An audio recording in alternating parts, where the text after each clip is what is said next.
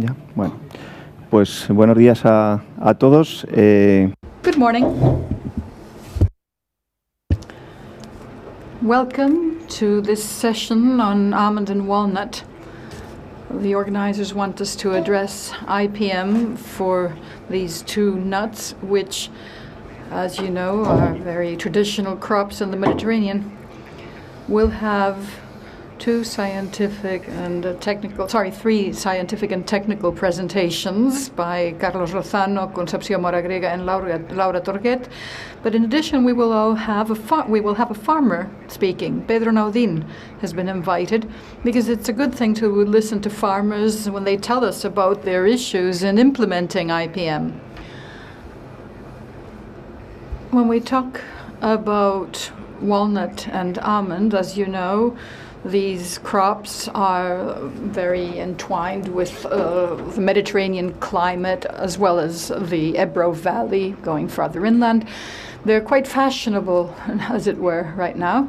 There is increased consumption of nuts worldwide because of rising consumption in emerging countries such as China and India as a result of the identified beneficial health effects as well as their gastronomic applications.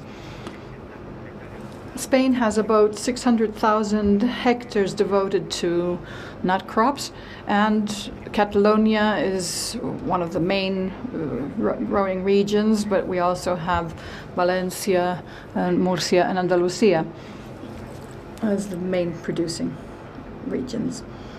Worldwide, the United States is the major producer. In the case of almonds, we're talking about California.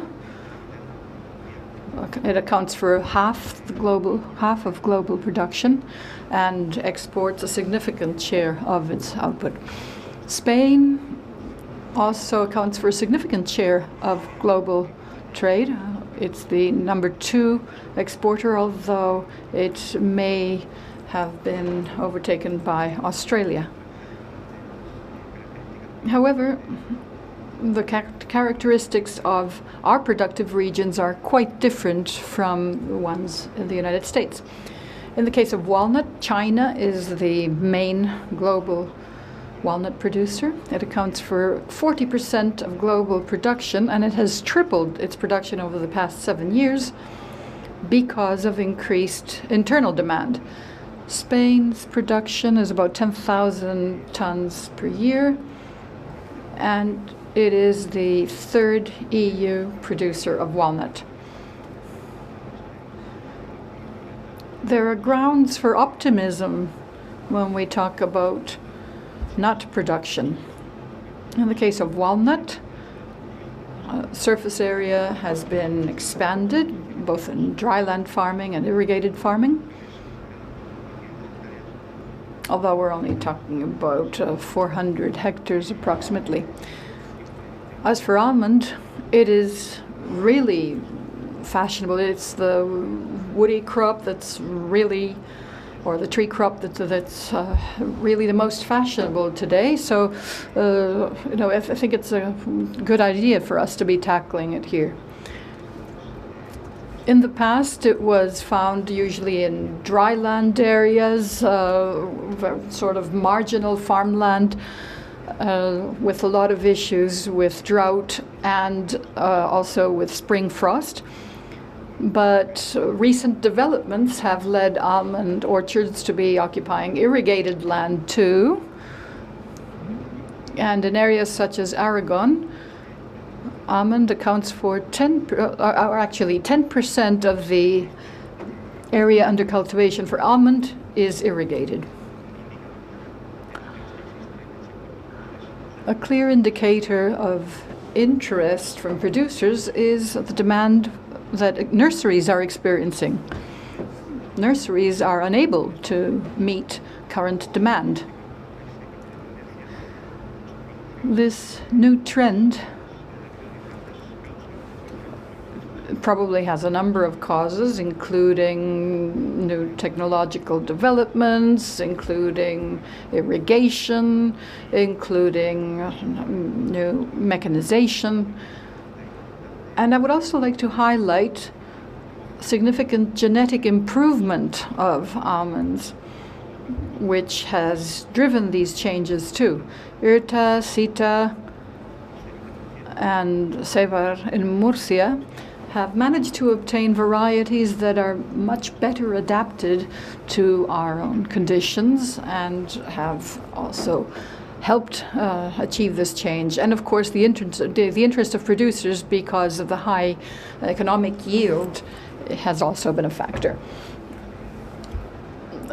Nevertheless, offsetting these pros, we have a number of issues too, which will be discussed here. As a result of increased interest in this crop, there are some emerging issues and some heightened issues. There were some problems with plant health that have come about as a result of the introduction of new varieties, and there is also a clear problem that we all agree on, which is the lack of proper plant protection products for these so-called minor crops. I'm sure this is going to come up during this session. Without further ado, I give the floor to our first speaker, Mr. Carlos Lozano Tomás. And I'll tell you about him as he comes up here. He's the head of the Integrated Pest Management Center of the Government of Aragon. He's always worked on plant health. First, he was a technical advisor at Atria, and then he became an official of the Department of Agriculture in Aragon. He has been involved in a number of experimental projects to achieve pest control or just learn more about specific pests. And he's also worked specifically on almond. He has written numerous publications, has spoken at conferences, seminars, and meetings and courses, and he has also recently helped coordinate the integrated pest management guidelines for pome fruit. He's going to be telling us about Capneotis tenebrionis, which is one of the issues that we're currently encountering with stone fruit and pome fruit. Thank you very much indeed. Thanks to the organizers for deciding to invite me along as a speaker. I was asked a few months ago if I could give some ideas about how to deal with this topic. I remember last year in Smart Fruit, a producer was asking for us to talk about nuts, and also asking for something a bit more practical, a bit more down to earth, something that could be of interest to producers, to farmers. So my talk doesn't really reach any major conclusions. It doesn't introduce any new scientific evidence. What I want to do is give you an overview of the system, the situation, look at things perhaps from a different angle. This is the outline. It's not a new pest, Capneotis tenebrionis. It has affected apricots. It's true, we've really got sick of this pest because it's been affecting us for a long time. So notes on the morphology, the host, biology, the most significant damage it can cause, the control methods we can use, some that are very easy and practical to apply, others that are still really in the teething stages, and then certain notes on recommendations, how I think we can deal with this beetle. It's a beetle at 16 to 26 millimeters in length. It's one of the insects that, let's say, that I find nicest to deal with. I wouldn't say it necessarily shows intelligence, but it's something that's very good at playing dead, at hiding, and dealing. So it's matte black, except the thorax, which is partly covered by a sort of white, waxy, powdery layer. There's a wide and short head, quite a hefty thorax, wider than it is long, rounded laterally, and the thorax has certain rough bumps. They're very characteristic, very hard elytra, parallel edges in the front and middle parts, which then taper to a blunt end, and it has well-developed membranous wings under the elytra, which allows it, of course, to fly. Here's a photo of an adult on a leaf. I don't know whether you've seen this before. We were trying to see if we could understand the biology of this insect a few years ago. So the eggs are ovoid. They're about 1.5 to 1 millimeters. The egg is laid on the in the ground just a few millimeters below the surface, depth between 3 and 15 mil, about 50 centimeters from the trunk. It's quickly impregnated with earthy particles. It's perfectly camouflaged and therefore difficult to distinguish. It just looks like another little grain of earth. Very shortly after, they harden. Shortly after oviposition, they need about 18 to 43 degree temperature range for hatching, otherwise they won't hatch. Temperatures between 25 and 30 degrees. Hatching occurs between 9 and 13 days. Here are some photos were taken by a colleague of mine from Extremadura. Eggs laid. You can see what the egg looks like inside, underneath this sort of grit. The morphology of the larva really is what really causes problem. It's wide, legless, slightly flattened, can measure 65 to 70 millimeters when fully developed. The first ring of the thorax is broad, rounded and rather compressed. V-shaped groove in the first ring, flat rectangular abdominal segments. Here, this is the typical view of Capnodis larvae. Where does it cause problems? Well, from our experience, we've seen where Capnodis can cause problems. The host, really any any stone fruit, pome fruits, quince, pear, apple, chestnut, loquat, and certain ornamental plants, or almost wild plants. Over the last few years, almonds have very much suffered from this Capnodis infestation. I've put a distinction between bitter almonds and sweet almonds, and I think you'll be able to understand that as we go through. We have description from 1989 from Malagon. It's quite old, in fact, but we do have more recent descriptions that talks about the sensitivity of the different plants. It's not they're not all susceptible in the same way to this pest. If you have, what they did was they put various different species into the same plant pot, and then they looked at the effects on the roots. Apricot is by far the winner, if you like. As far as this is concerned, it is most appreciated by this pest, and peach and so on, but sweet almond and bitter almond are certainly not, by a long way, the favorite food of this particular pest.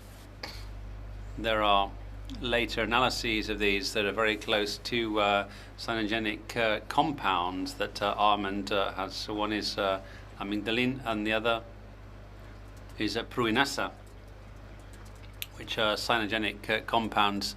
These compounds really determine whether the larvae will have greater or less difficulty in actually parasiting these. Once again, here we're talking about species, not patterns. What happens with the almond tree is that we're seeing grafting with basically grafted onto a GF rootstock, and that's a big change, because they are looking at a much lower susceptibility than for the bitter almond, which has led to this increase in the population of the pest. What happens in the winter? Well, it needs 2 years to complete the life cycle. In winter you have larvae, pre-nymphs and nymphs at different stages of development among the roots or in the actual neck of the almond tree.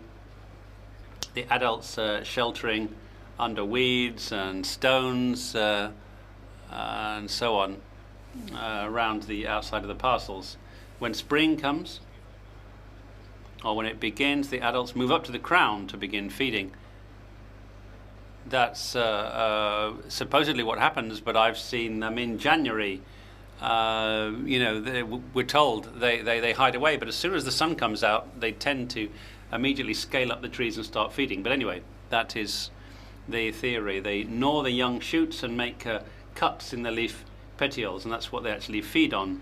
This is a very typical symptom to see part of the leaf is lying on the ground, the other half is still on the tree, and that makes a difference with the leaves as far as the larvae is concerned. The larvae continue their development.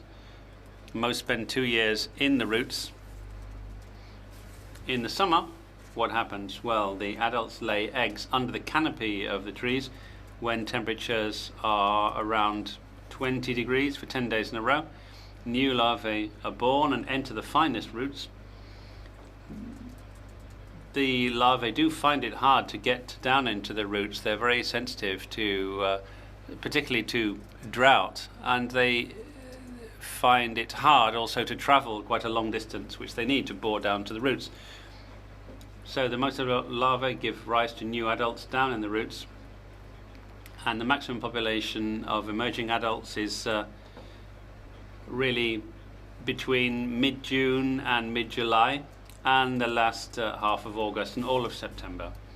Come autumn, adults may continue to emerge, and then they will start to find a place to overwinter. Here you can see the biological life cycle. When there are adults in the tree without eggs in red, adults in the tree with eggs, the adults overwintering in light green, in tree with eggs in dark green. The summer months are when the females are laying eggs, and August, September in dark blue is when the adults emerge from the roots. There are a number of reasons for the increased damage in recent years, and I would like people to suggest more reasons in the debate. Well, drought, of course, is one of the main reasons. I've been in contact with Antonio Garrido over the years, and he has said very clearly that Adonis is very much linked to drought.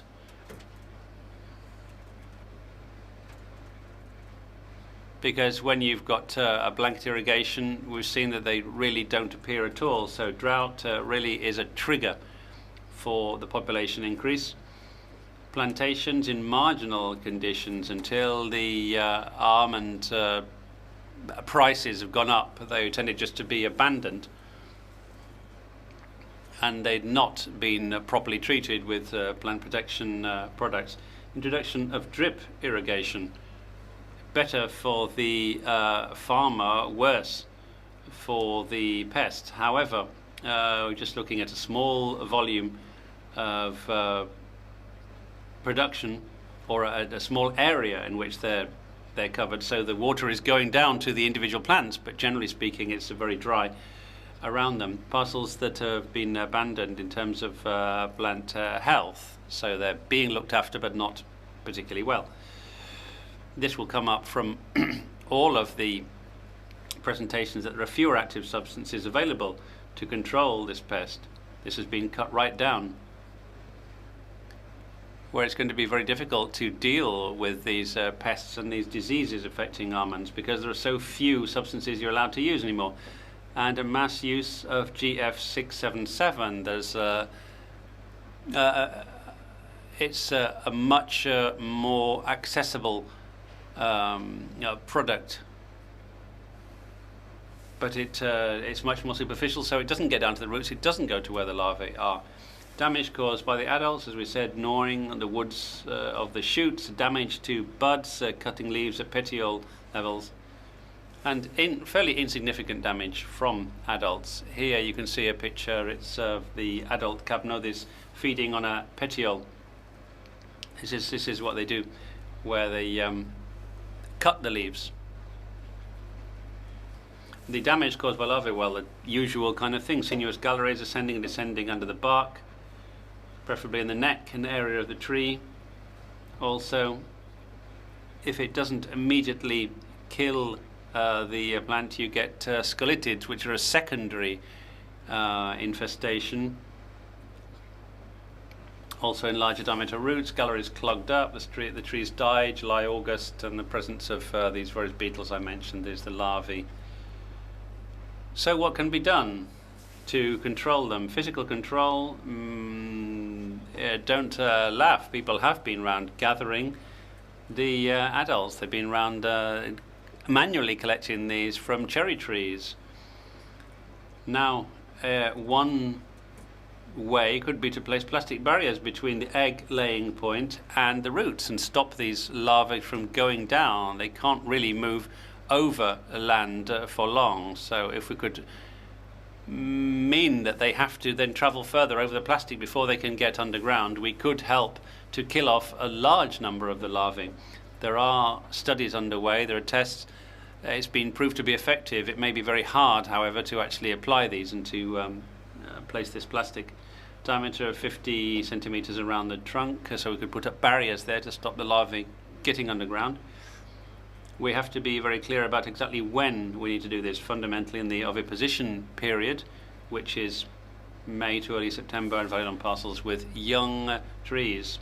So of course we have to keep a plantation in good condition, well irrigated, growth of plants, avoid the parcels being abandoned or kept in poor conditions. As far as plant health treatment is concerned, infested treatment should be uprooted and the main roots and neck area burnt, because if you leave these dead trees, then of course they're going to be areas in which the adults are going to be waiting and expanding the population, and also trying to apply a wide area control methods.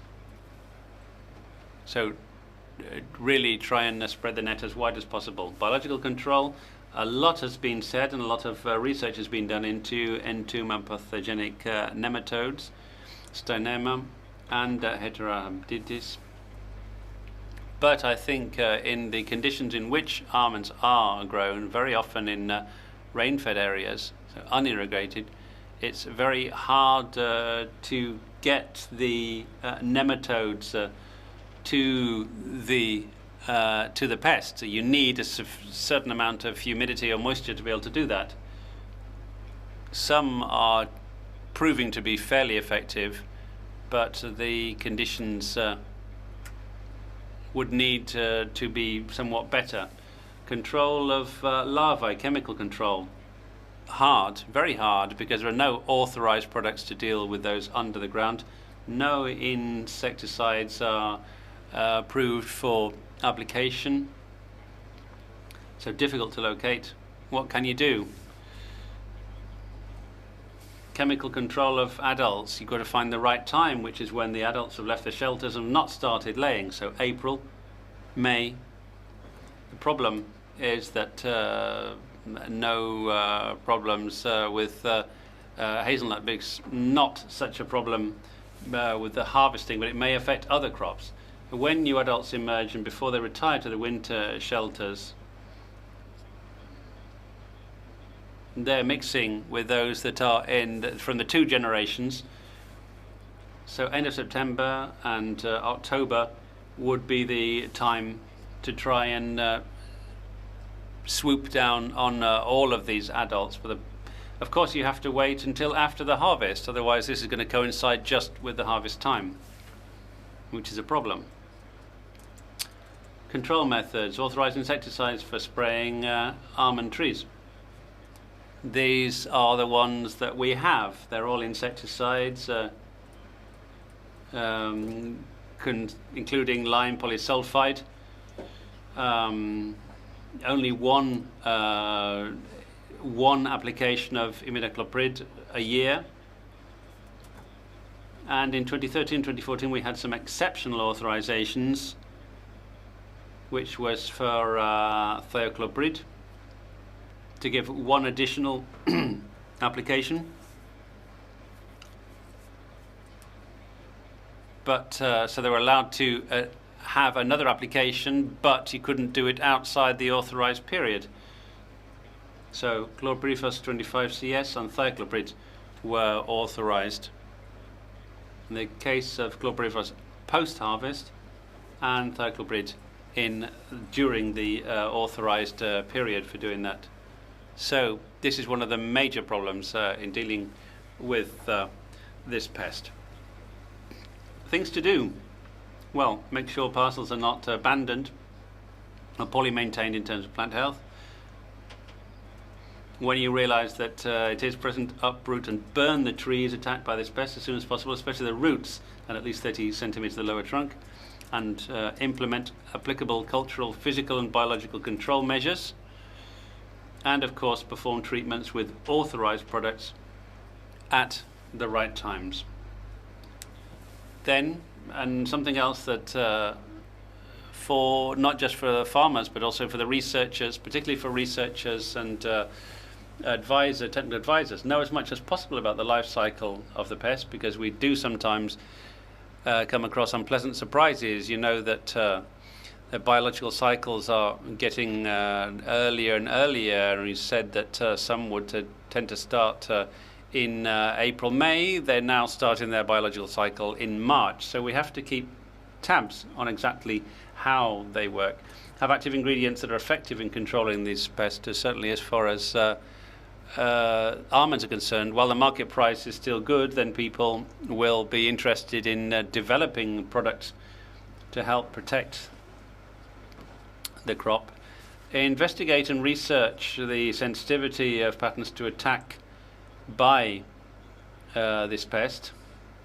And finally, something that I think is already underway is to foster research into possible use of semiochemicals in pest control. I don't know whether I necessarily talk about mass trapping, pheromones, or mating disruption, but all of these semiochemicals could be used to help to limit the environmental impact. So that's the end of my presentation. I hope I've stuck to my time. Okay, well, thank you very much, and I hope we can talk a bit more about this when we get to the debate. Thank you.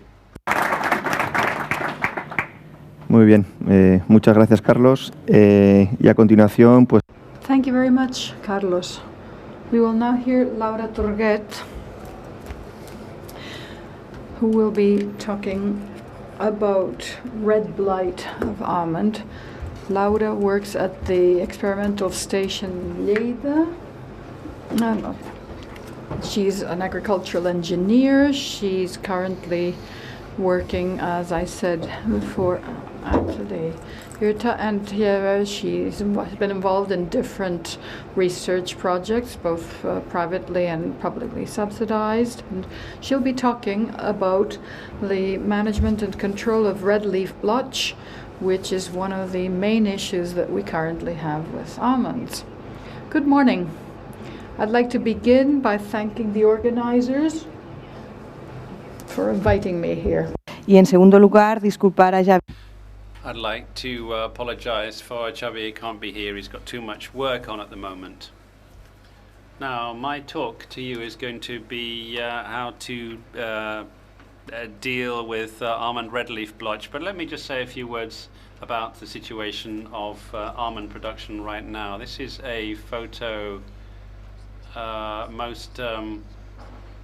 you can see in most fields in Spain, particularly in Andalusia and these areas. You can see that almonds are usually in marginal areas with poor soil conditions and in unirrigated areas. We've got traditional varieties that flower early, and therefore, of course, they're very sensitive to frost, which very much cuts back production.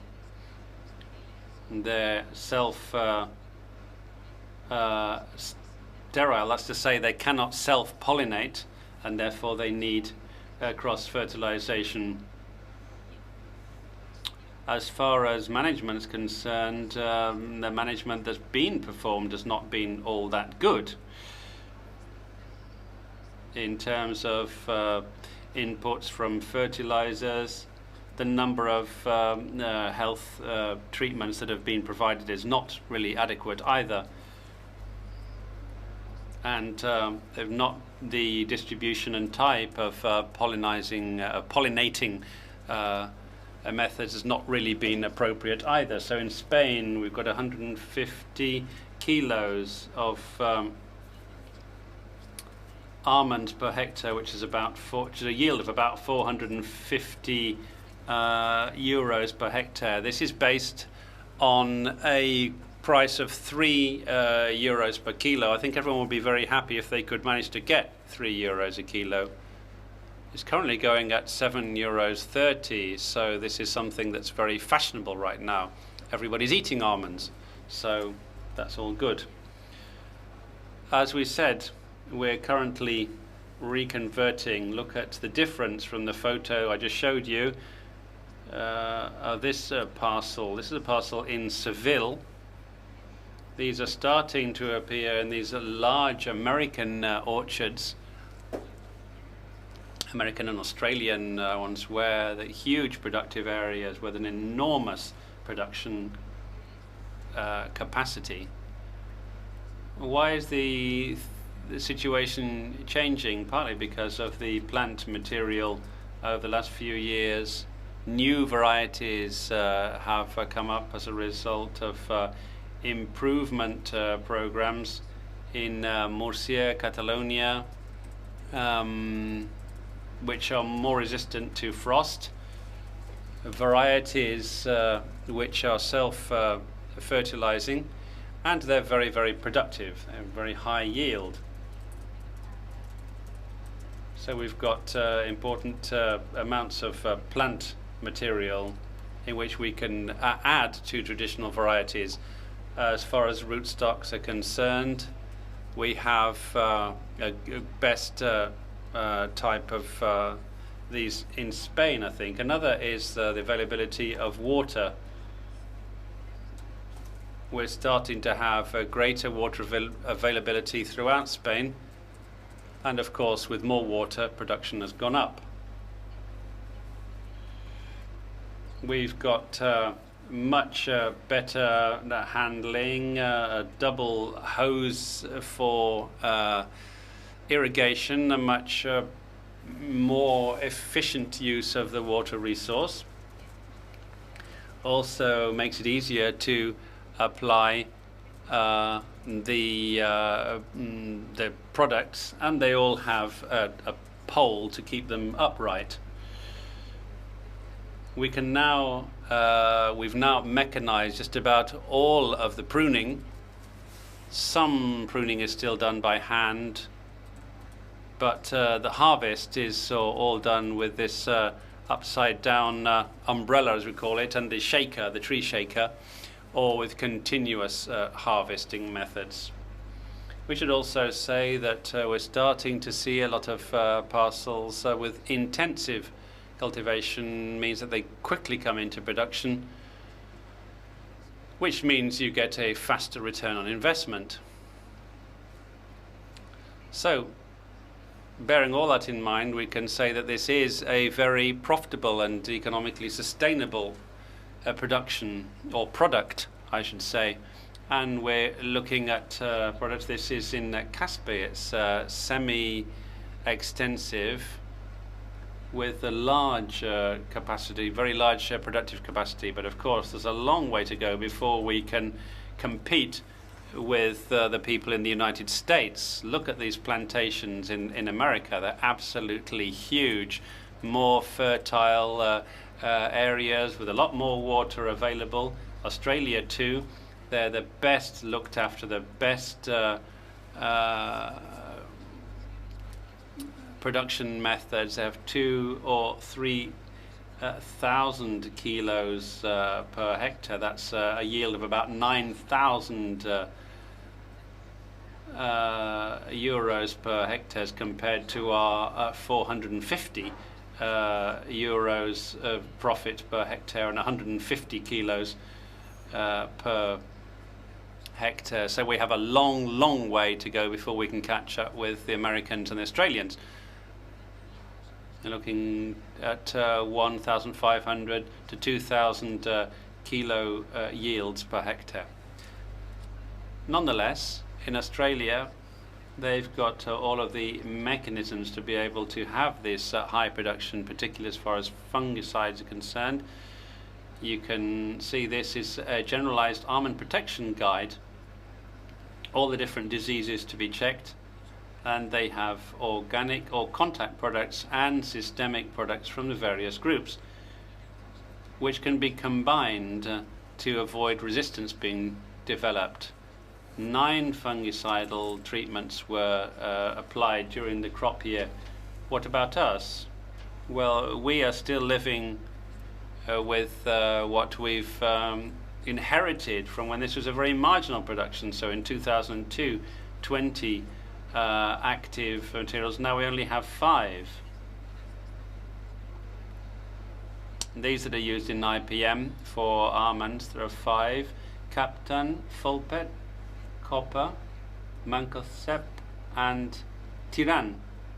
These are the 5 contact fungicides that we are able to use, and we use them to fight against canker, Fusicoccum, Monilia, red leaf blotch, there are Xanthomonas,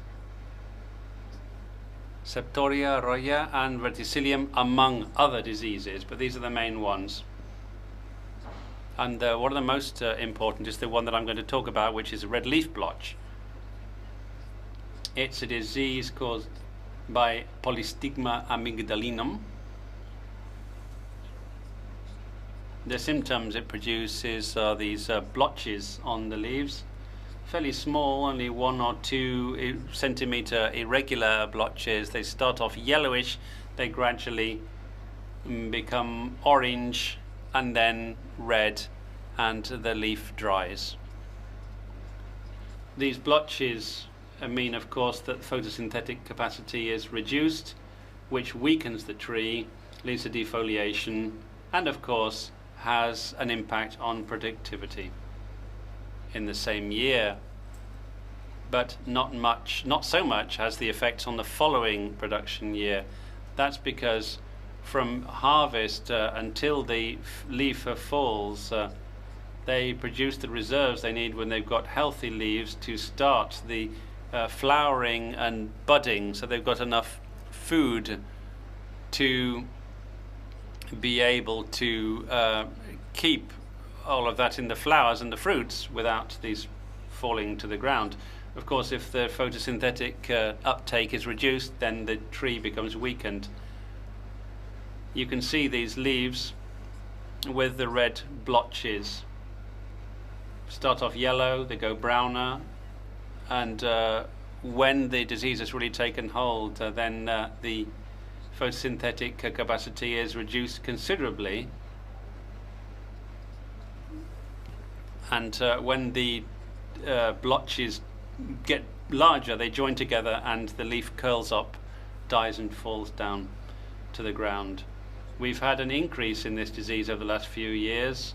I mean, look at the various new varieties which are more sensitive to traditional varieties to the red leaf blotch. As I was saying, we've had IRTA varieties, other coming from Aragon.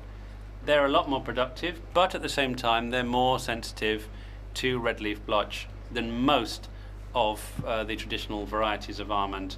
Another point to take into consideration in terms of the increase in this disease is that almonds are being produced much more in interior regions of Spain, inland. They've normally just been around the Mediterranean coast, but plantations are now spreading inland. And here you can see a number of studies looking at parcels in Lleida, which is not coastal, and the inland parts of Tarragona province. And the effect is much, much higher in Lleida because it's inland. And that's because the red leaf blotch needs very high temperatures, and that's exactly what we have in Lleida. Another important point to take into account to explain why this disease has increased is because there are a lot more intensive orchards. Here there's a table and a graph that shows that the more trees you have per hectare, a greater volume of canopy and therefore more productive area, and as that increases, the severity of the disease also rises. So here you look at what happens when you increase the canopy is that there is a correlation in the increase in the severity of the attack. And a final point that I think needs to be mentioned, why there's an increase in this disease, is that there are very few authorized products. As far as red leaf blotch is concerned, we only have 2 authorized products. They're both contact products. And the inoculum that remains in the parcel is on the increase. So the less we treat, the more it builds up. I'm not a pathologist. I'm not going to say whether they're spores or whatever they are, but I can just talk about the biological cycle and how we can combat the disease. The first thing that I think is important to mention is that the fungus spends the winter in leaves, either on the tree or on the ground, and this inoculum is therefore present in the orchard. We have to reduce the inoculum. It's there, it's not coming in from somewhere else. The other thing is that come February, the spores are ready to be released. When the right temperature is present, the spores start to be released. See how the maximum release of spores is in March, which is exactly when the almonds are in full flower and when the first leaves are appearing. That's very important, because this particular fungus needs the leaf to be able to reproduce, and March is precisely when the most spores are released, and that coincides with these leaves, so the leaves immediately get coated with these spores. The incubation period is 5 to 6 weeks, and that is when the first symptoms start to appear in May. If the producer does not treat the leaves when the first symptoms appear, it's already too late. You need to cover from March to June, need to cover the leaves with these products, because that's the period from the release of the spores and the incubation period. As far as secondary infections are concerned, we're not very sure whether there are secondary infections. If there are, then they don't seem to be causing much harm. The important thing is to control the primary infection. But let's see how the steps we take to deal with it, to control the disease. First of all, cultural practices. That's very important to reduce the amount of inoculum present in the plantation, and it would be very important to eliminate all of the leaves on the ground in the infected plantation. As we heard yesterday, there are machines that come along and crush and destroy these fallen leaves. It would be difficult to do here, but that would be a way of reducing the amount of inoculum considerably. If this were not done, then what we do is urea treatments in the autumn, which means that the leaves rot more quickly and therefore are not present over the winter period. The inoculum is therefore destroyed or eliminated. Now, there is a good level of tolerance to the disease so far. We've got to try and choose the varieties that are most tolerant. We've seen this in Borges blancus, which is where most of the varieties that are important for almond production are located, and they've never been treated with fungicides. And there you can see the symptoms very clearly, and you can study which varieties are most resistant, which are most susceptible. As far as the red leaf blotch is concerned, there are 3 or 4 different varieties which are resistant. 3 are much well, 3 are much more resistant than the other 4 to the red leaf blotch, and there are ones in the middle. These are of medium resistance, so we've seen the most problems of a red leaf blotch, so we need to choose one of the varieties on the left and not the ones on the right. But if we were choosing one from the right, one of the varieties, we should know what to expect. That we've got red leaf blotch affecting various of these, and we have to be very careful. As far as chemical treatments are concerned, we only have 2 products that are authorized, Captain and Tiram, and we need to cover the infection period from the falling of the petals to the appearance of the first leaves in June, July. And at that time we have to particularly focus on the periods after rainfall, where everything is very wet. And as we don't have enough products, IRTA, along with various companies, are studying other products which could be useful. Over 2 years, in 2013 and 2014, we've been studying Dodine and Captain, and comparing these against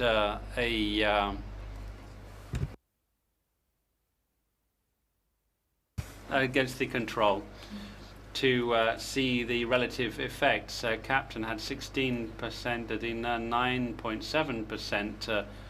So Dodine is certainly a very good product for bringing on board in the fight against almond red leaf blotch, and it's been used exceptionally last year, and again this year we've asked for an exceptional license to use that. Once again, we have more companies on board who want to help us to study red leaf blotch and other diseases affecting almond. That's very good news, because it means they are interested in registering their products, and I'd like to thank all of them for their interest in this particular crop. And along with other research centers, we have an online project to study red leaf blotch, and we hope to have a much better understanding of the life cycle in a couple of years' time to see if we can predict the best moments to apply treatments and work out which are the best products to deal with this pest. So thank you very much indeed. Muy bien, muchas gracias, Laura. Muy interesante la presentación. Thank you very much, Laura. That was very interesting. We're still on diseases now, but we're switching crops. We're now going to hear Concepción Moragrega talk to us about walnut, a walnut problem, specifically walnut blight. Concepción Moragrega teaches plant pathology at the University of Girona. She has a doctorate in agricultural science, and she works at the Institute of Agri-Food Technology at the University of Girona. She has over 20 years experience working on fruit tree diseases, especially on the interaction between the plants and bacteria, and control of bacterial infection and fungal infection. She has worked in trials testing the effectiveness of antimicrobial treatments and other types of research too. She's been involved in over 40 R&D projects, and she has entered contracts with private companies and is the co-author of at least 30 articles. She'll be telling us about the control of walnut blight on walnuts. Good morning. First of all, I would like to thank the organizers for this opportunity to give this presentation on walnut blight caused by Xanthomonas arboricola, Pathovar juglandis. And the conditions and tools that we've set up for integrated management. Walnut blight is considered the main disease of walnut because it affects all walnut producing areas, and most commercial cultivars are susceptible to it. Since it particularly hits the fruit, losses can be significant if control is not adequate. So walnut blight is actually considered a significant limiting factor in worldwide walnut production. Walnut blight, to begin with, infects the tenderest, youngest shoots and buds.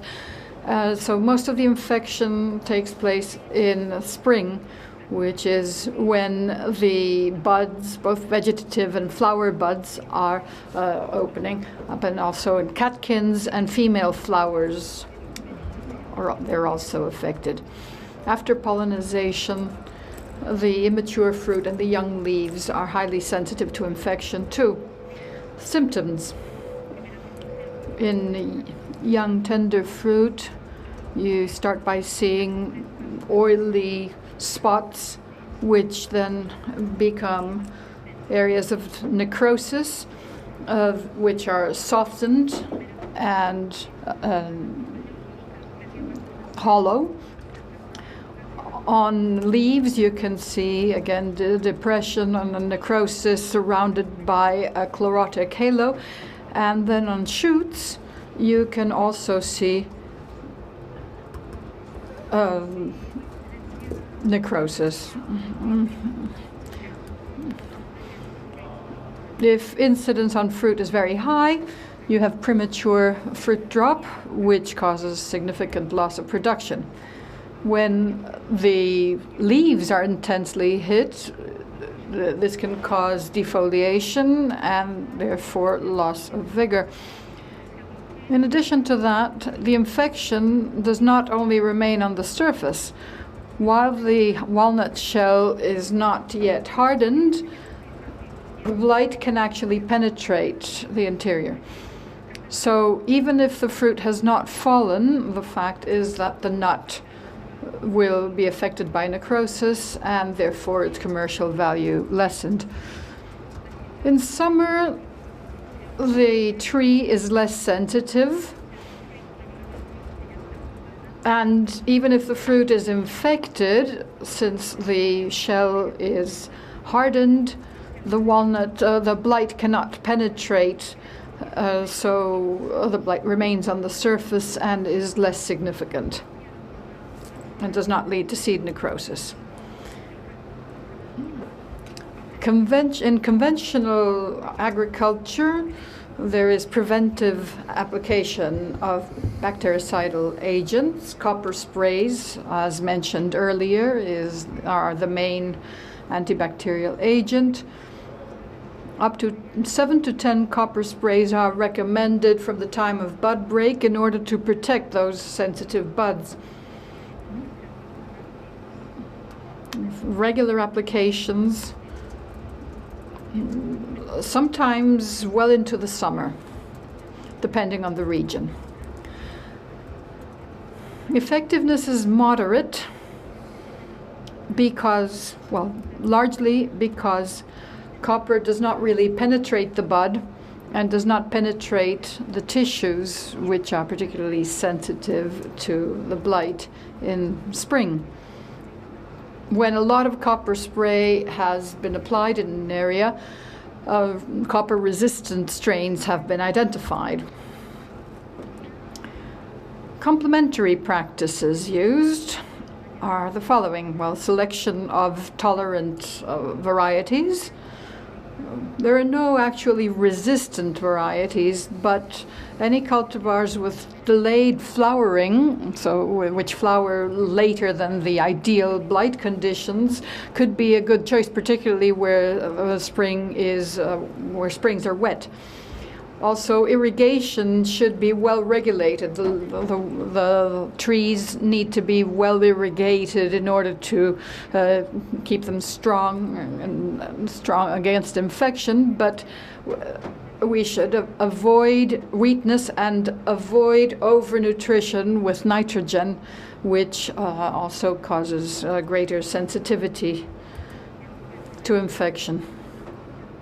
Copper sprays, as we know, have their undesirable effects. Soil contamination is one of them, and the environmental impact that it carries.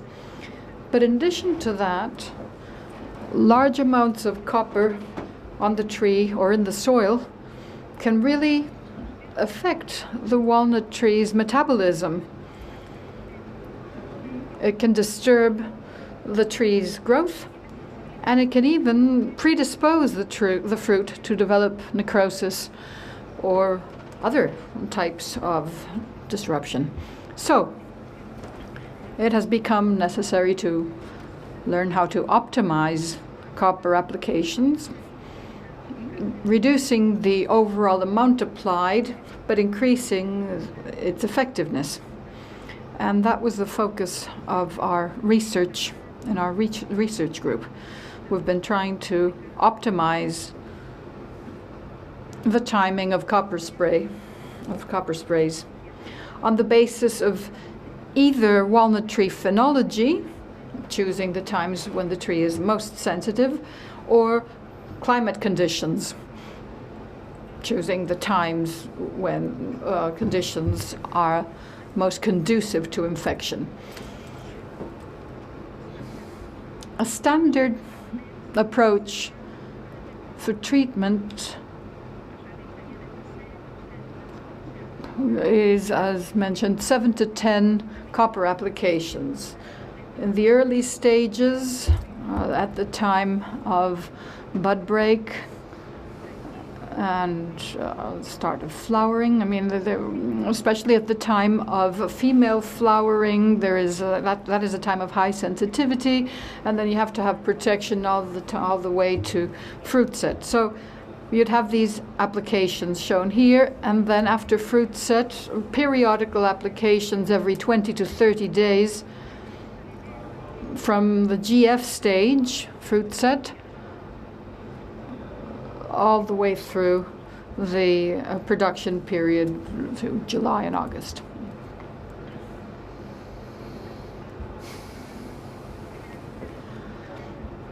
That's the conventional approach. In a joint research carried out with the group at Mas Beauvais, we tried to reduce copper applications, focusing only on the most sensitive phenological stages. We tried this and we tested this in different commercial plots. The idea was to compare the standard 7 applications to 3 applications based on phenology, ending at the GF stage. The results are shown in this table. Untreated trees are used as the control. We can see the incidence and severity in 2 different years. The trees that received the reduced treatment are shown here. There were untreated trees, reduced treatment trees, and standard trees, as you can see. The degree of control was similar for standard control measures and reduced application of copper, only at time of bud break, flowering, and fruit set. So we obtained similar or better control, reducing the number of applications. And when we studied residue in the soil after 2 years of applying this system, we found that the amount of copper accumulated in the soil was half in the reduced treatment fields. Because of this, one of our current recommendations is to apply treatment only when the plant is the most sensitive to blight. So, and only up to the time of fruit set. Over the years, it has been found, however, that only 3 applications may be inadequate in the cases of wet springs. Sometimes between fruit set and hardening of the shell, there might be periods of sensitivity. So we considered the possibility of further investigating epidemiology in order to be able to predict risk of infection so that we could tailor treatment and optimize it to protect the trees against bacterial blight.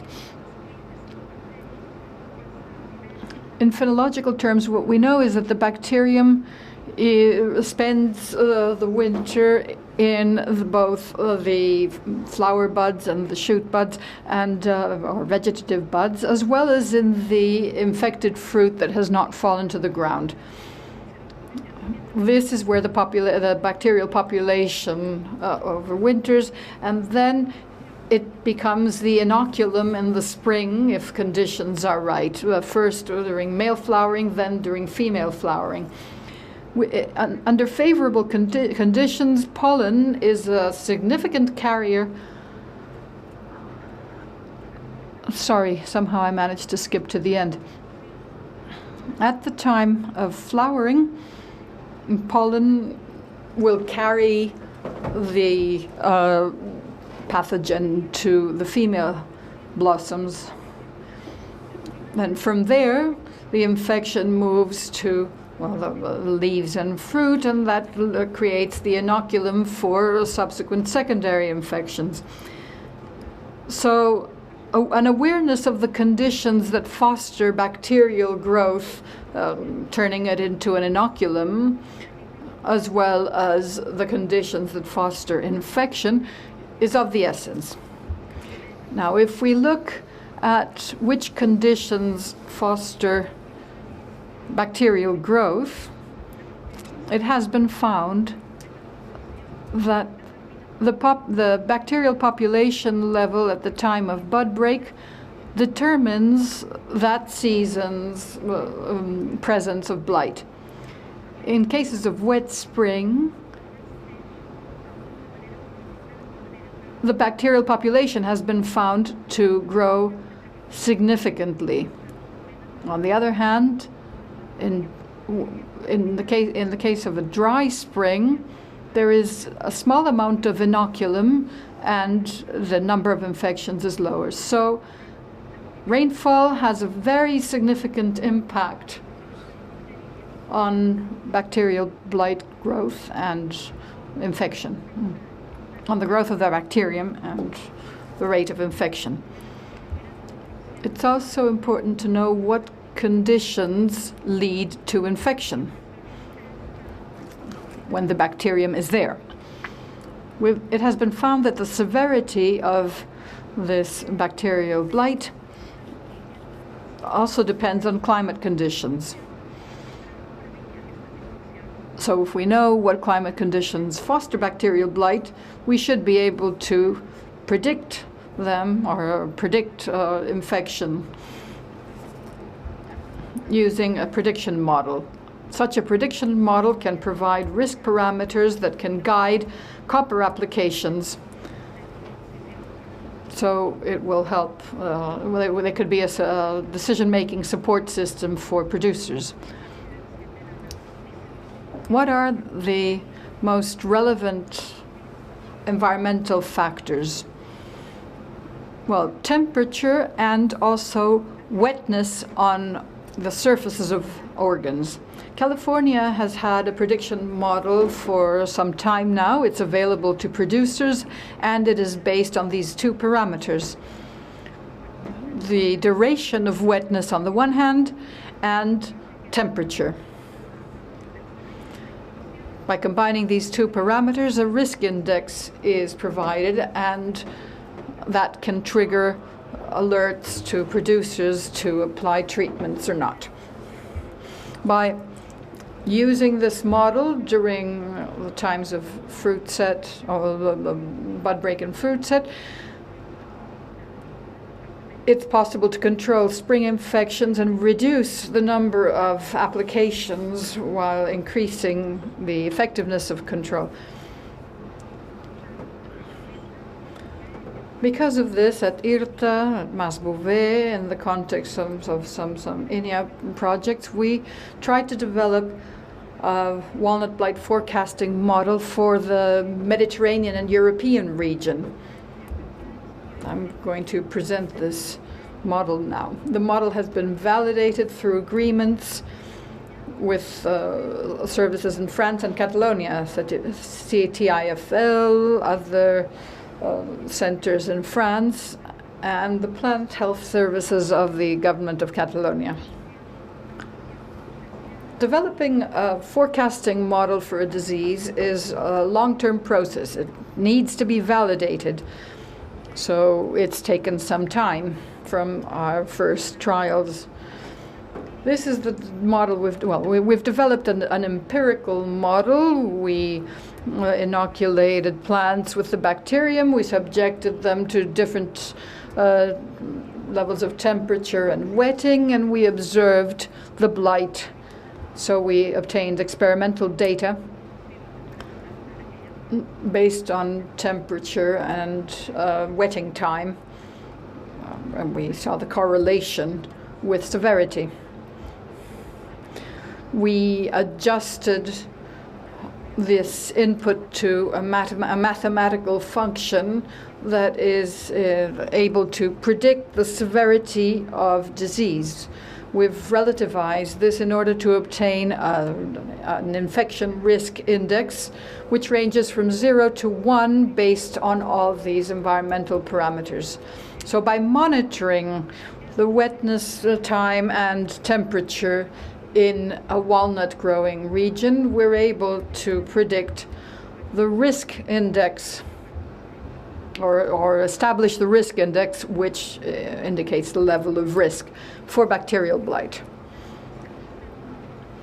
We then had to test the model against actual observations. So we exposed plants inoculated with bacterium in the field, and then we tested the severity. We analyzed the severity of the disease. When we also validated the model using naturally infected trees. These observations were carried out at times when there was higher risk of infection. We also compared more optimal and less optimal periods. The green column shows the predicted risk, whereas the yellow column shows the actual observed risk. So what this showed was that when the model said that there was no risk or low risk of infection, there was a low actual observed risk, and vice versa. And the same went for mean or for medium values too, which means that this model is a good predictor of infection risk. For natural infections, we went further. We wanted to determine a threshold level for the recommendation of copper treatments or bactericidal treatment in general. So we characterized risk level in different plantations in different years, and we tracked the blight for the period that goes from bud break to hardening of the shell. We found that infections happened with risk levels ranging from 0.4 to 0.6, or began with 0.4 to 0.6. And of course, the tree organs become less sensitive as they grow, and as a result, we decided not to use a constant threshold throughout the growth period, but rather lowered an increased threshold as the sensitivity of the tree decreases. The last stage in the process was to validate the model in commercial fields. It's been validated in plantations in France, thanks to agreements with CTIFL and other producers in France. And here in Catalonia, it's been done with Girona walnut producers. For purposes of validation, we implemented different approaches in different farms. We had controls, of course, non-treated controls. We had trees that were treated based on phenology exclusively, those 3 copper treatments that we outlined at the start. We also compared to standard spraying by the farmer.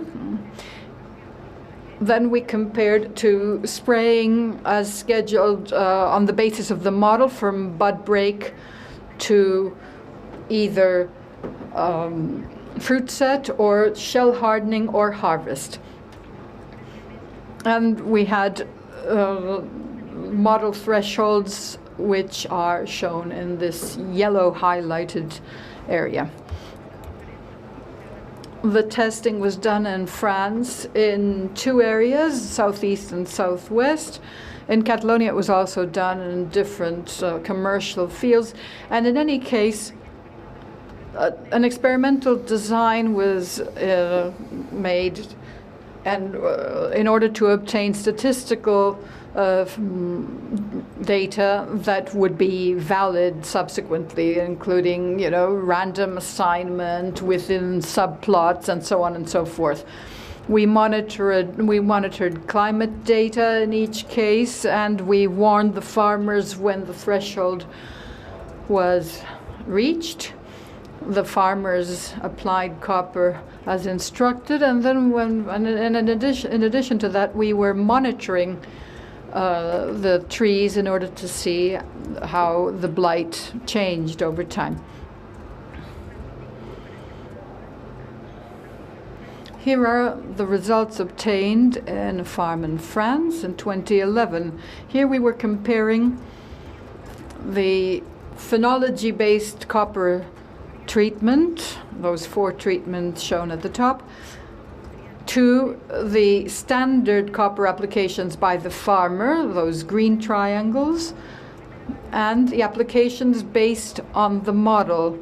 So the red line, the solid red line is for fruit set, and the dotted line is shell hardening, and we also checked what happened later, just in case. The untreated control, well, you can see the lines here. The red line is for the untreated trees. In this particular year, on this farm, all of the treated trees, whether treated according to the model, according to phenology, or according to conventional approaches, had the same degree of severity. So, in the climate conditions experienced in this particular year, those 3 applications based on phenology were adequate, so maybe the rest of treatments might have been unnecessary. This would reduce the need for copper, of course.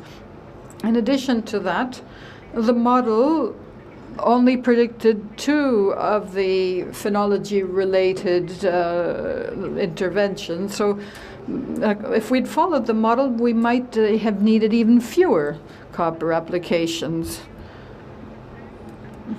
This is another plantation on a different year.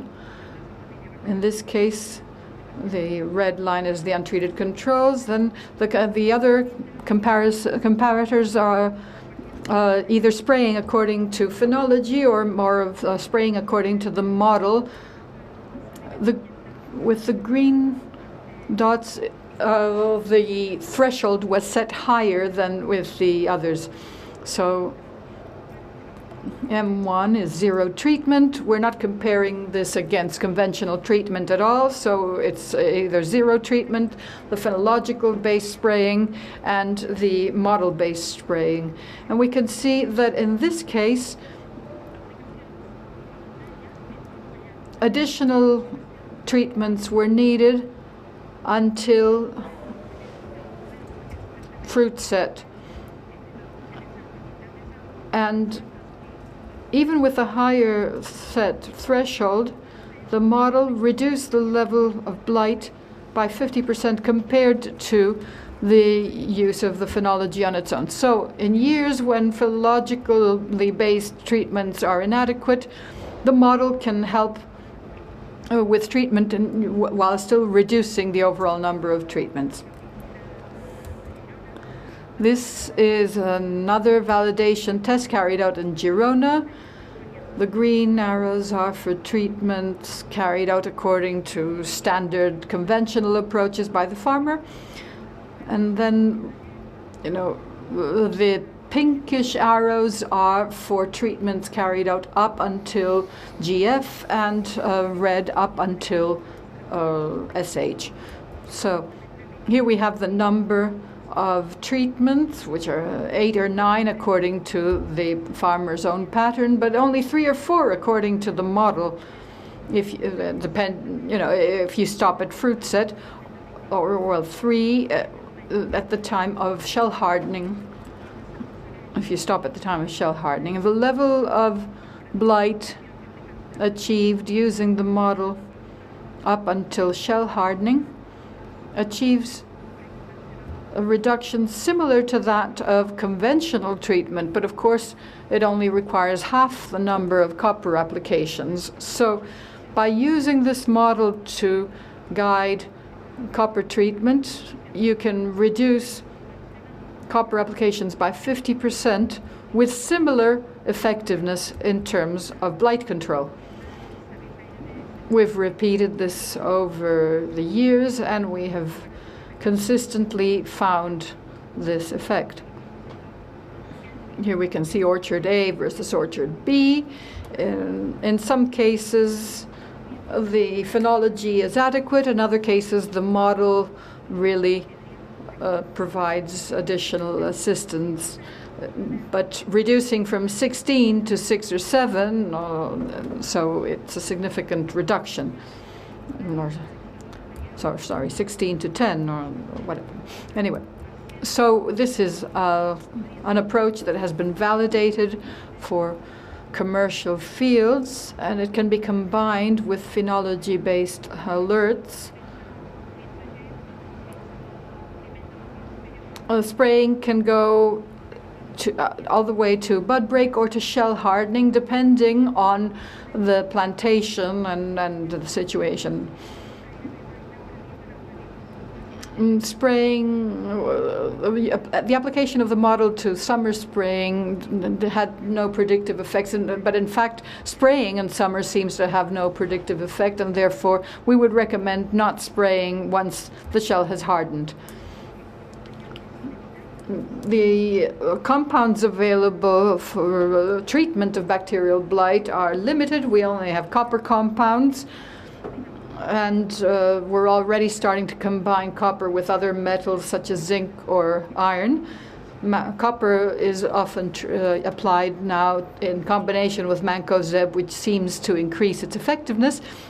And now there is a search on for new antimicrobial compounds to control bacterial blight, antimicrobial microbial peptides, plant defense inducers, or biological control agents. This is still at an experimental stage. Our group is in a position to carry out research to this effect. Thank you very much for your attention.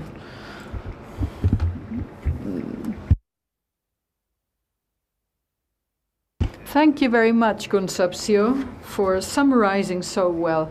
We'll finish now with Pedro Naudin's presentation. He is speaking to us here both as a producer of almond and as the president of Grupo Arento, which he is the president of. So without further ado, we'd like to hear from you, Pedro, about IPM and its opportunities and difficulties in the case of almonds.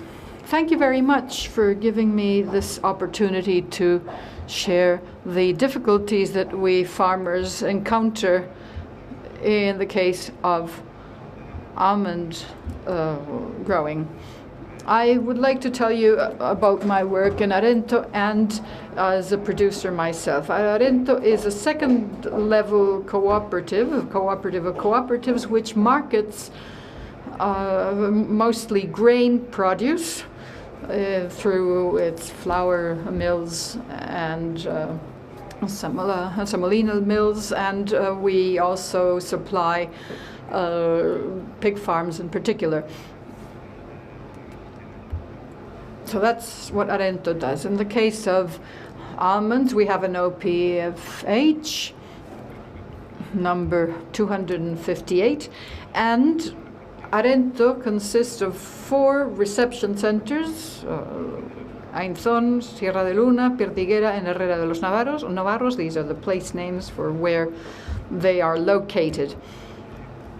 The center at Ainzón belongs to the company. There are silos with drying facilities and a storage area for 200,000 tons. That's the interpreter thinks she's heard that. Ainzón has a normal drying facility.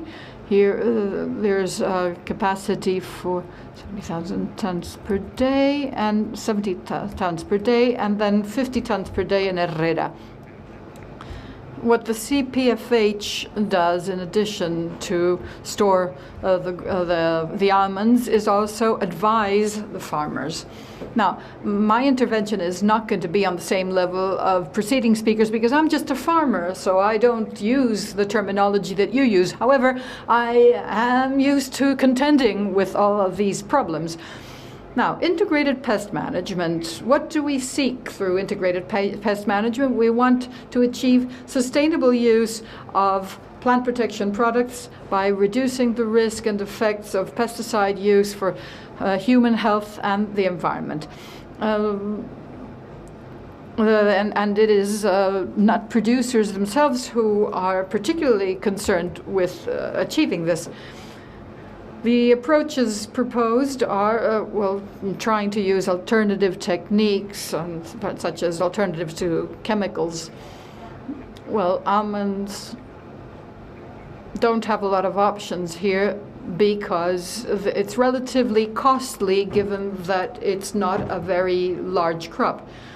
We need guidelines for proper implementation of integrated pest management. I mean, we have IPM guides for potatoes, for alfalfa, and so on and so forth, but we don't have IPM guidelines for almonds here, and we really need them. We want them. Guidelines talk about how to manage pests, diseases, and weeds, which are issues that we come up against in almond orchards. Both in dryland farming and irrigated farming, almond crops are classified as being facilities that use few plant protection products, and so they're exempted from IPM advice or from obligatory IPM advice. Almond is usually grown in dryland farming, but it is being implemented now as irrigated farming. And here is a register for a product that was authorized in the past for almonds, but is no longer allowed.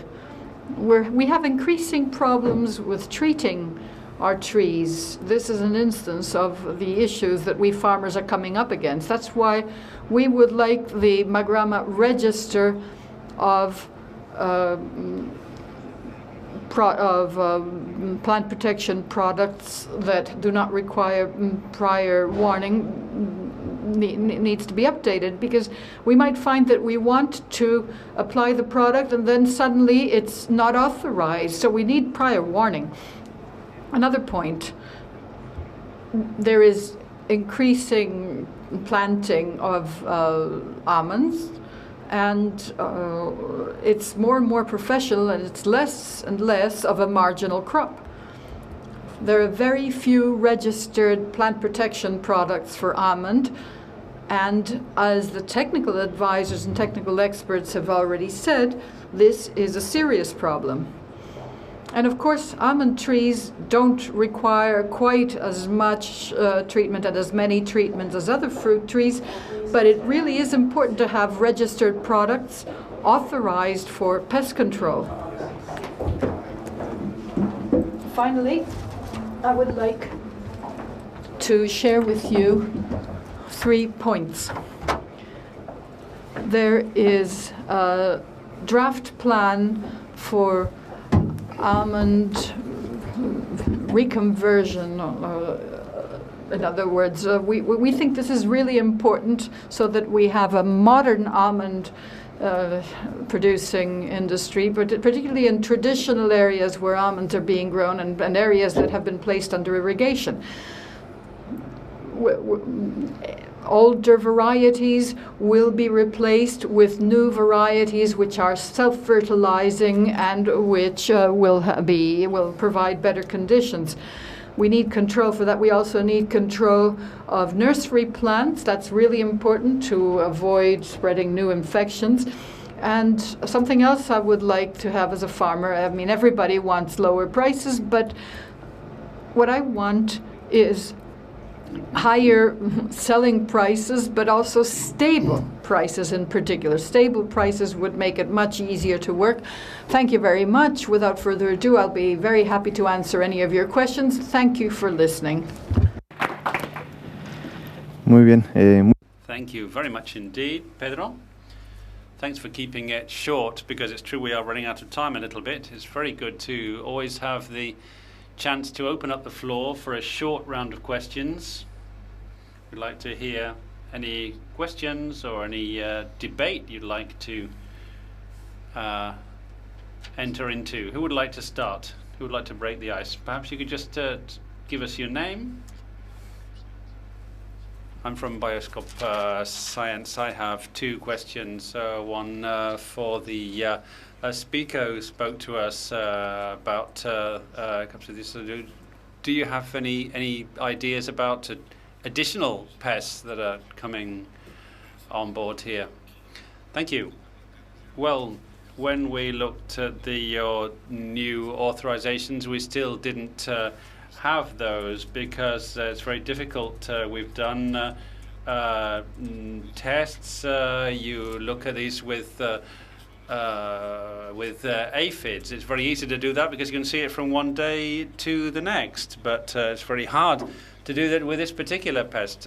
We did various tests in semi-laboratory conditions. In other words, what we did was to treat shoots which had been gathered from cherry trees and put them under conditions, more or less real conditions, and then applications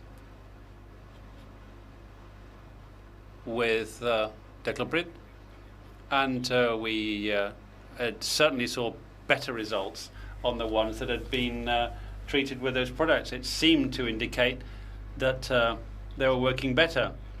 This is working very well, but unfortunately we're not able to use that. Yes, of course we need to. What I really wanted to know is, do you have any information, communication from the producers and so on?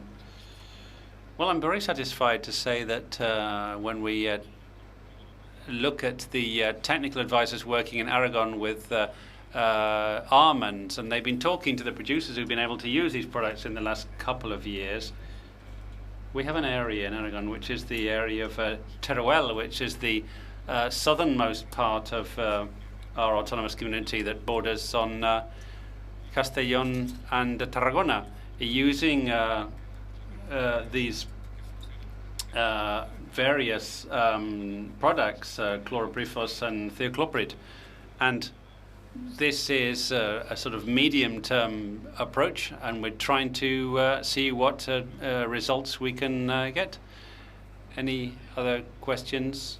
Yes, it's more of a recommendation. There's an authorized Bacillus subtilis product which has been suggested for a couple of products. Do you think that would be a good idea? Yes. I think it would be good to be able to use this kind of biological control agents. We haven't tried them yet, but we do know that they have tried a few in California with Bacillus subtilis, and there's a commercial product on the market, and that's recommended for walnuts in California. Could it be easy to use? Well, certainly we need to know what's the best time to apply them, to get them to stay on the tree and protect it. Well, there's always an alternative to copper. That's a good thing. Yes, that would be an excellent option. Thank you.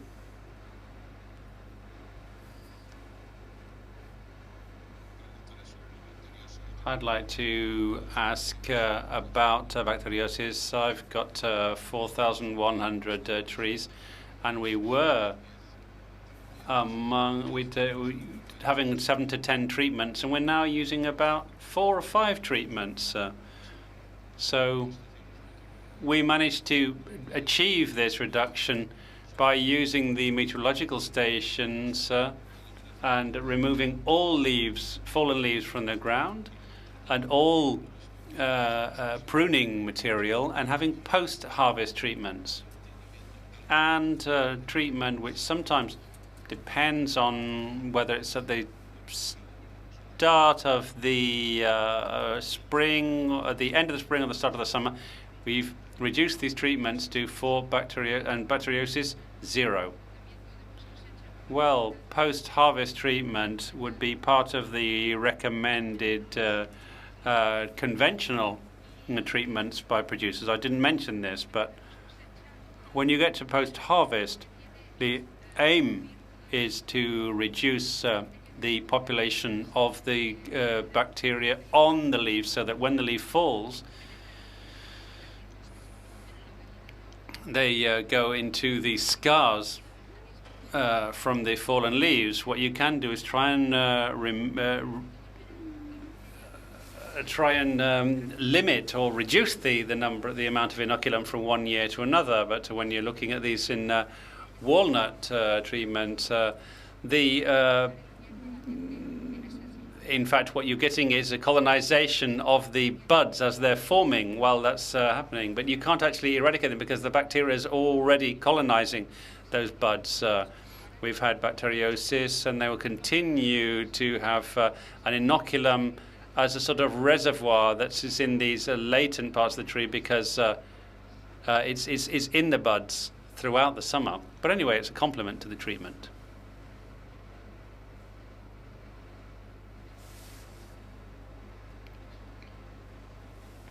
Sí, me llamo Juan Segura, soy presidente.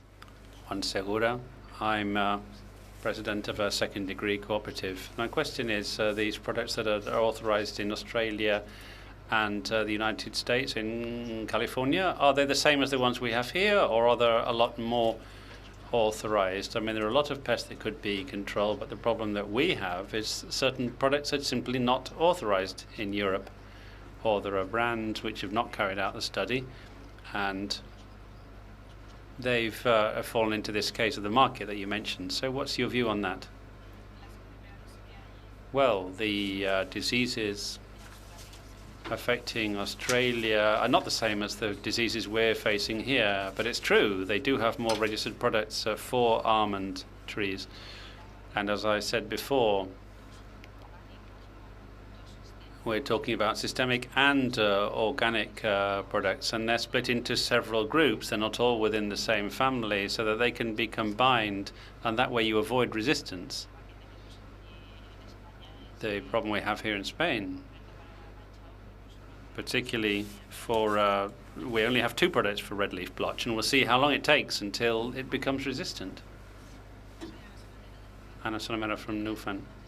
I'd like to send out a message of hope vis-à-vis products. It's true that some PPP, it's been very difficult to bring out products for almond trees, but the Ministry of Agriculture has just brought out instruction guide or a manual or something like that concerning extending use to minor crops, and that includes walnuts and almonds.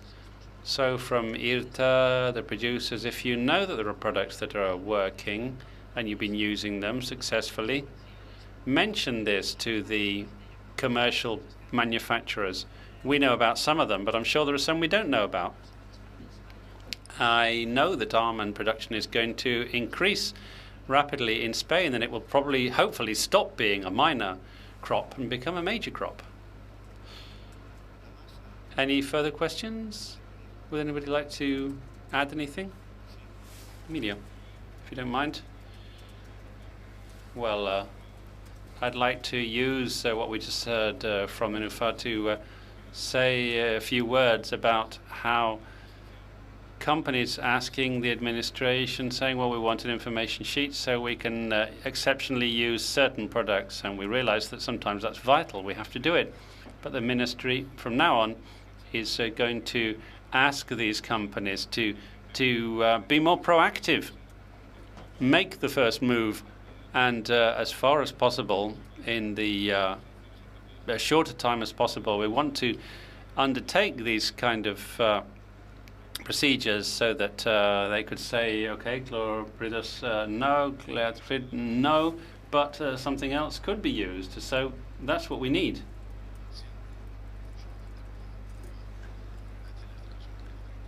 I'd like to thank the person from the ministry for what they've done. I'm asking Francisco Miró just now. I was saying to him, don't know why we have to work with all these commercial brands and not the actual composition of the products. I mean, in Europe, they've got a lot of authorized products, and we have to wait for these to be authorized by the manufacturers. It's very hard for producers to understand that, because what Brussels actually is authorizing are active materials, are active substances. And it's very hard to get that message across because producers simply don't understand.